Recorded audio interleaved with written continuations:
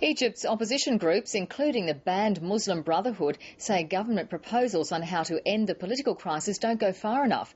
Talks have produced more concessions from the government, but failed to break the impasse with protesters. Middle East correspondent Ben Knight is in Cairo. Cairo might be looking more like its old self, but near Tahrir Square, there are still long lines of people wanting to join this protest. In the city, the banks are open, and Cairo's had its first traffic jam in over a week. But while Egyptians might be happy to see law and order back on the streets, that doesn't mean they have to like the officers. Egyptians will tell you that their traffic police are corrupt and that the riot police are thugs. But the most feared and detested of all are the secret police. And in the past 2 weeks, they haven't gone anywhere.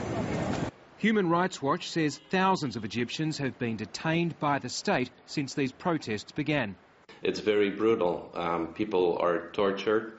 They receive electric shocks. They're often sodomized by their interrogators. They're beaten very brutally. The organisation says this man, Egypt's new Vice President, Omar Suleiman, has himself been involved in torture in his years as head of military intelligence. Yesterday, Omar Suleiman sat down for talks with the Muslim Brotherhood, an opposition group whose members have frequently been imprisoned by his regime. The government is offering some opposition figures a place on a panel to try and find a way forward to free elections. The